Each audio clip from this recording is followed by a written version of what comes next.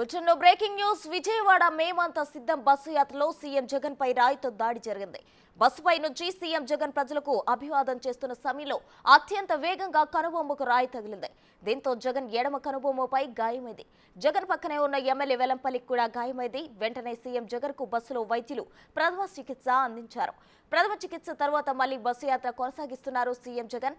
CM Jagan కు వస్తున్న ప్రజాభిమానాన్ని ఓర్వలేకే TDP వర్గాలు దాడికి తెగబడ్డాయంటూ వైసీపీ నేతలు ఆరోపిస్తున్నారు.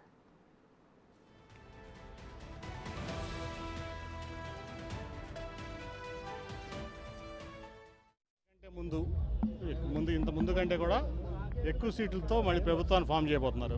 దాంట్లో ఎటువంటి సందేహం లేదు. కాబట్టి ఎటువంటి కుట్రలు, ఇటువంటి కుటీల రాజకీయాలు ఇవన్నీ కూడా ఆపితే మంచిదని చెప్పి నేను అందరికీ, ఎవరైతే ప్రతిపక్షాలు ఉన్నారో వాళ్ళందరికీ కూడా నేను మనవి చేస్తాను. ఫస్ట్ పోలీస్ ఇన్వెస్టిగేషన్ ఇమీడియట్ జరగాలి. అది ఎందుకంటే నాకు ఫస్ట్ ఒక టప్ అని సౌండ్ వినపడింది. నేను అక్కడ 30 సెకండ్ 40 సెకండ్ తర్వాత సీఎం గారు చేయి పెట్టుకుని కిందకు తోలడం చూశాను.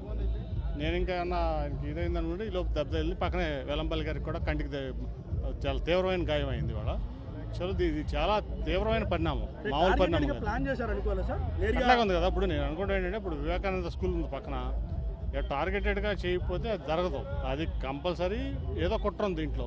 లోకేష్ 600 మందిని హైర్ చేసుకుని ఒక 4 ఏళ్ళ నుంచి ఇదే పనిలో ఉన్నాడు. సోషల్ మీడియాలోనే బతుకుతున్నాడు అతను.